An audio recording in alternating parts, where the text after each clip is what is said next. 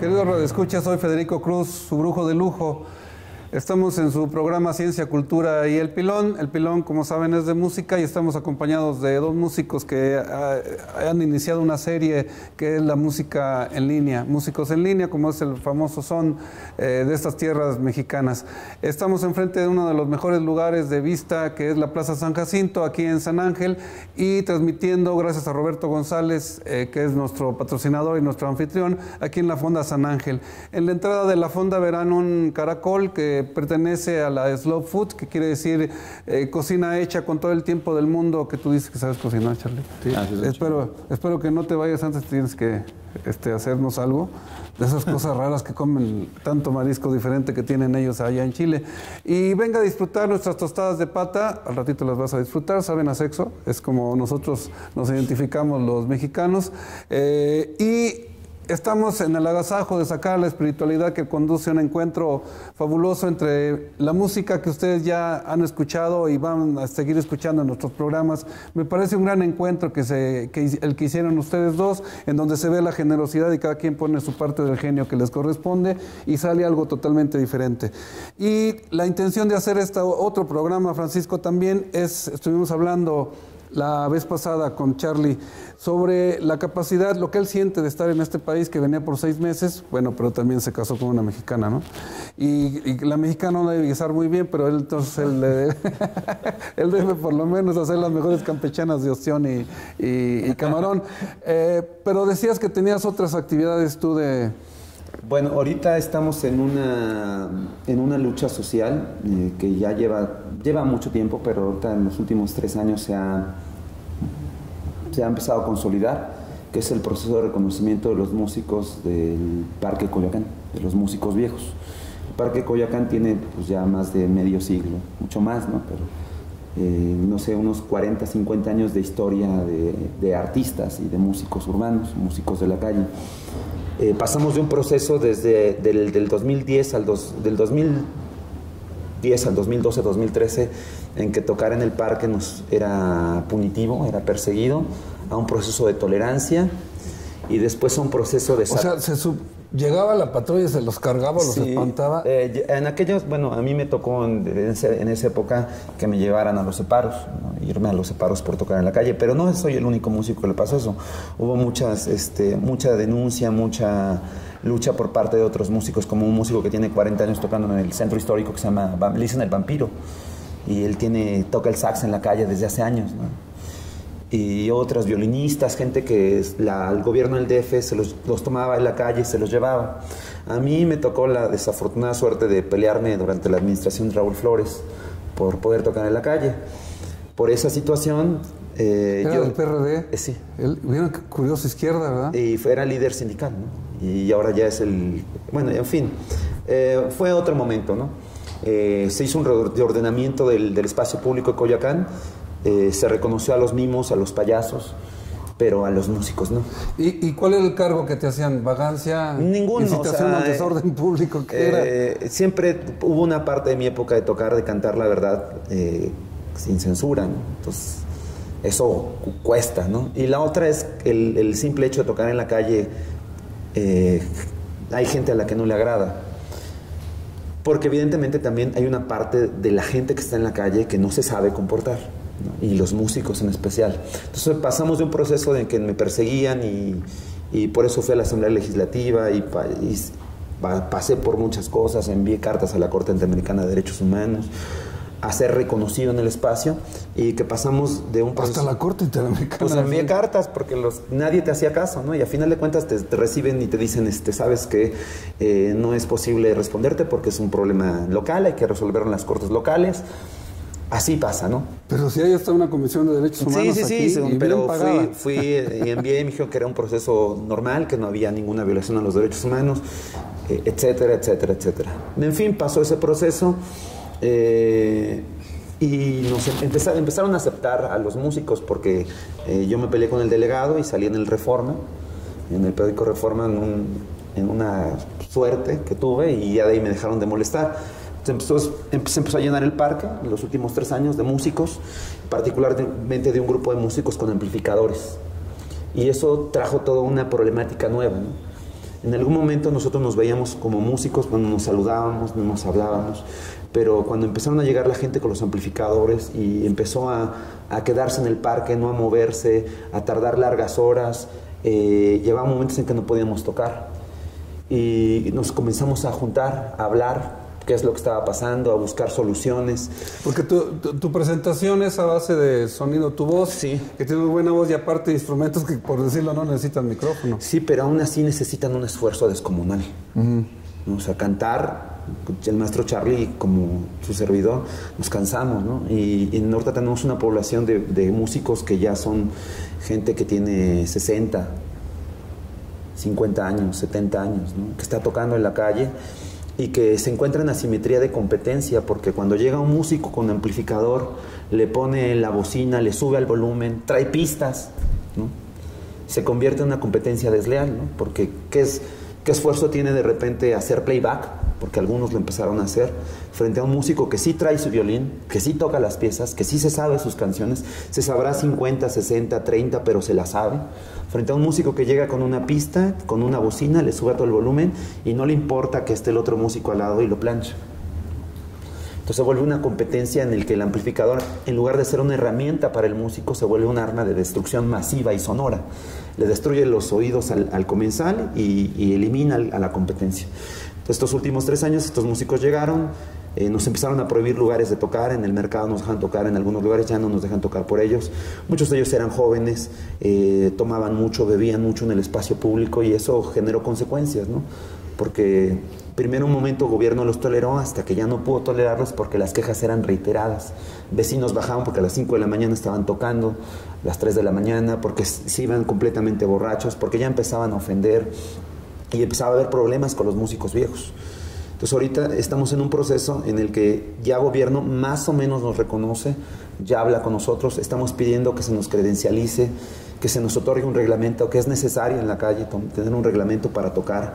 Tristemente la gente no entiende las cosas a veces de manera natural, que tienes que mantener un espacio de la audiencia, que debes dejar descansar el espacio, que debes renovarte, ¿no? Que debes verlo como un trabajo, ¿no? Entonces todas esas cosas ahora pedimos que gobierno, y afortunadamente ya nos están oyendo, pues pasen, ¿no? Pasen, ¿para qué? Para que el espacio en el que tocamos, que ya hay gente que tiene 30 años, uno, se preserve, porque es un espacio maravilloso. 2, se le dé el valor que tiene el músico en la calle. Bueno, yo tengo 11 años tocando ahí, pero la gente tiene 20 años, y 20 años dejó su vida en el parque, ¿no?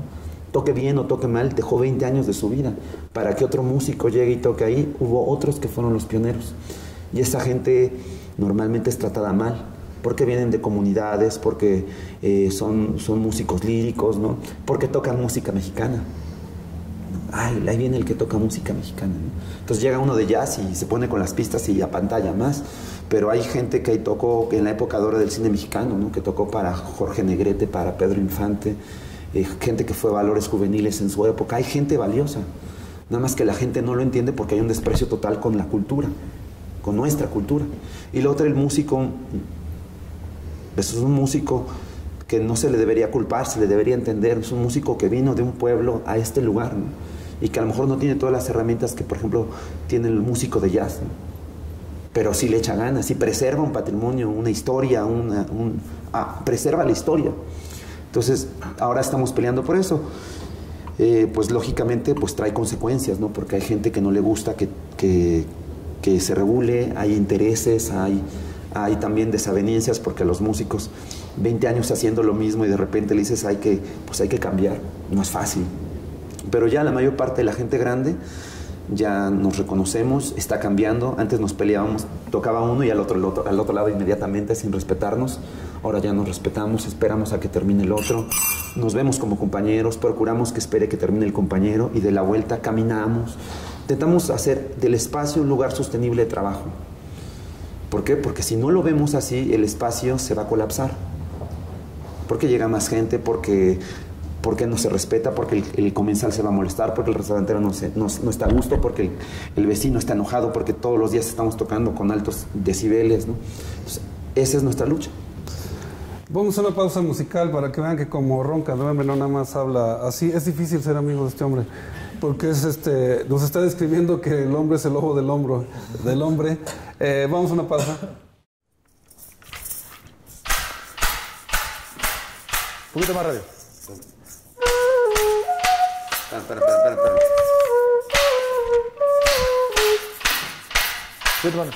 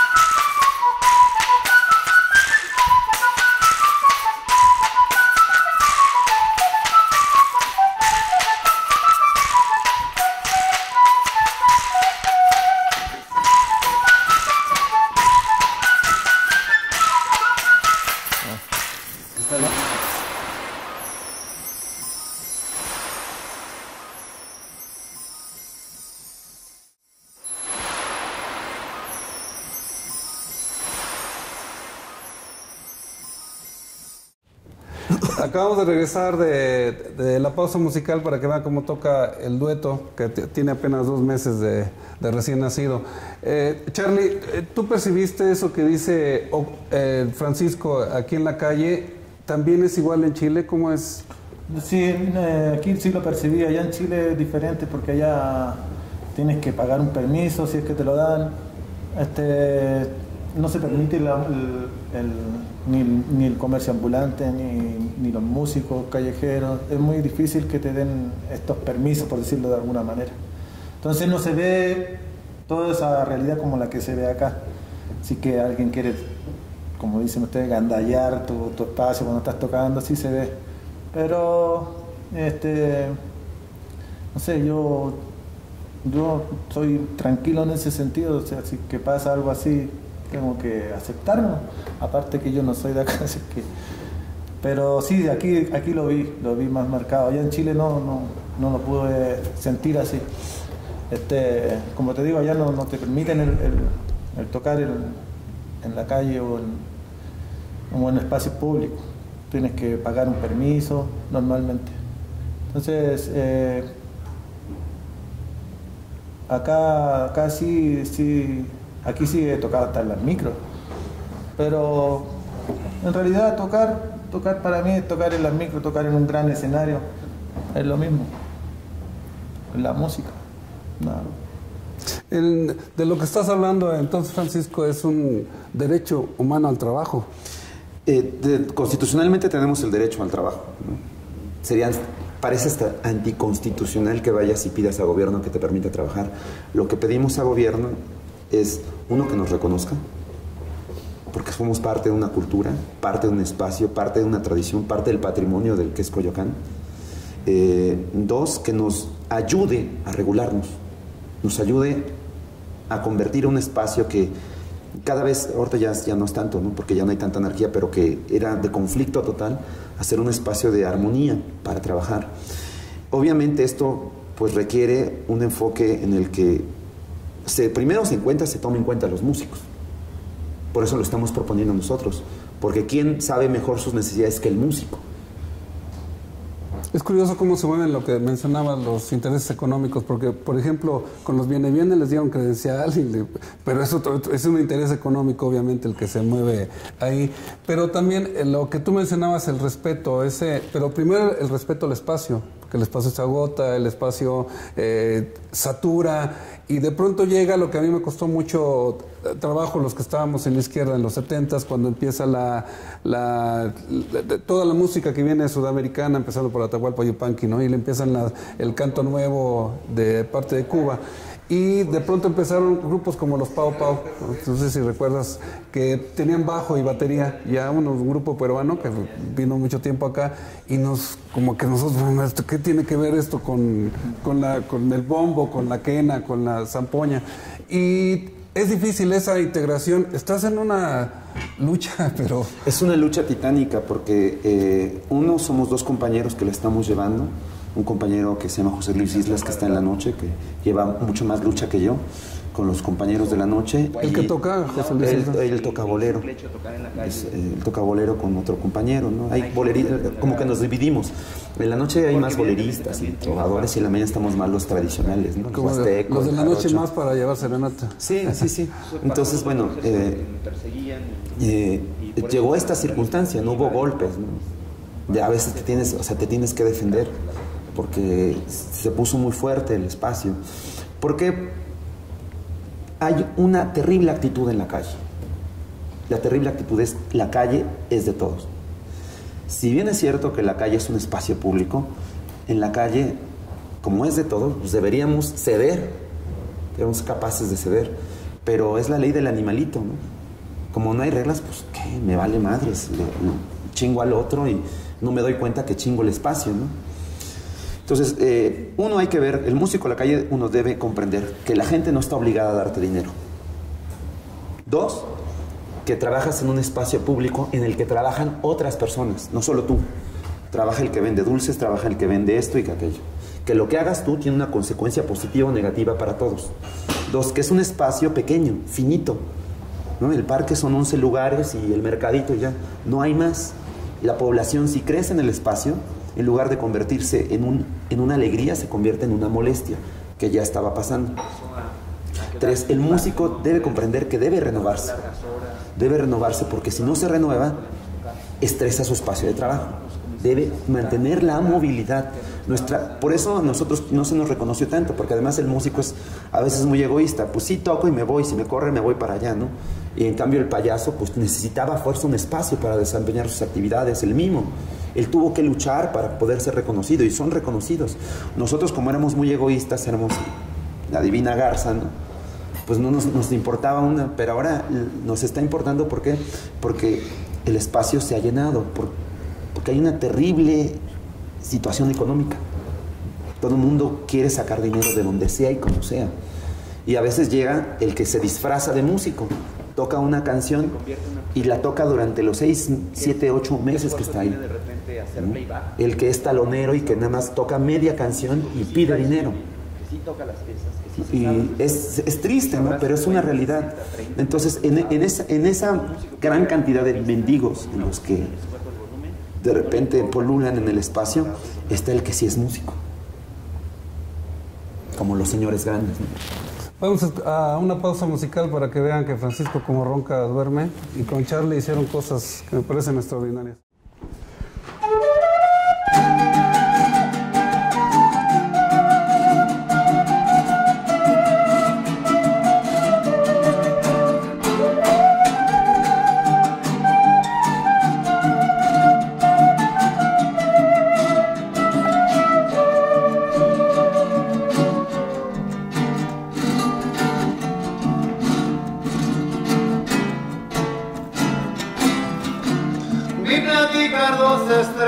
Y la luna parpadear, y la luna parpadear, y platicar dos estrellas.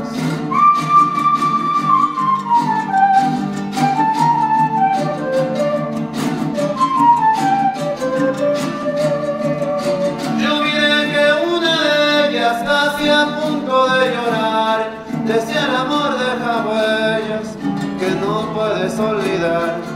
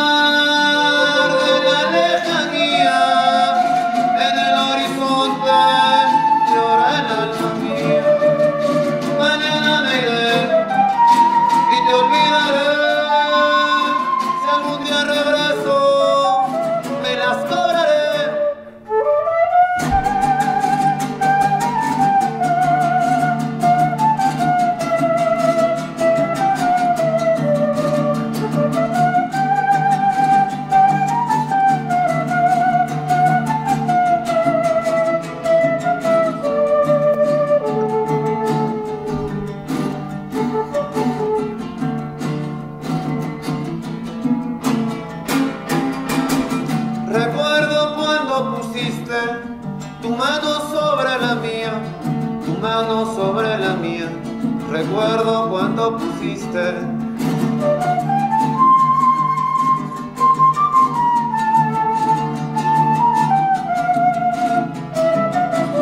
Y llorando me dijiste que nunca me engañarías. No entiendo por qué lo hiciste si decías que me querías.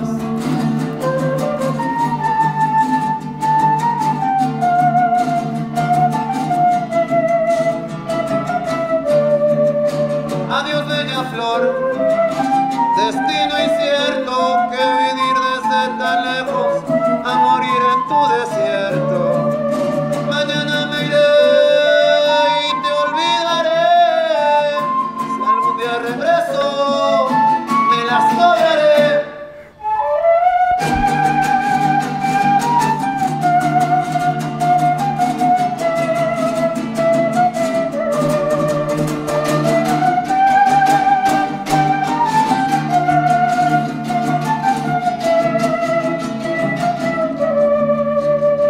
Me hiciste soñar despierto, me endulzaste como miel, me endulzaste como miel, me hiciste soñar despierto.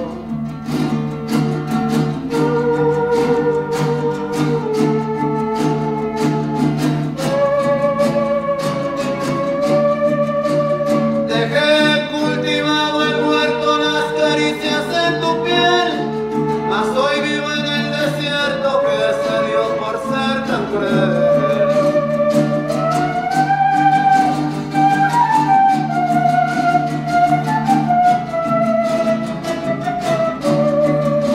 Dale tiempo a la ternura y duélete de mi canto, que siendo tu hermosura martirizaste mi encanto.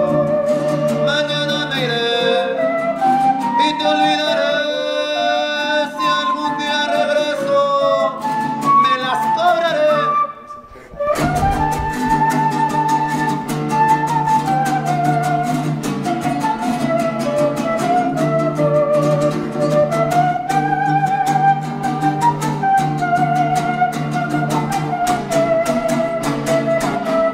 Pero sí, de aquí. Estamos escuchando, Charly, ¿qué tal parece fácil pararse en una esquina y cantar? Es conocido, por ejemplo, dentro de la organización.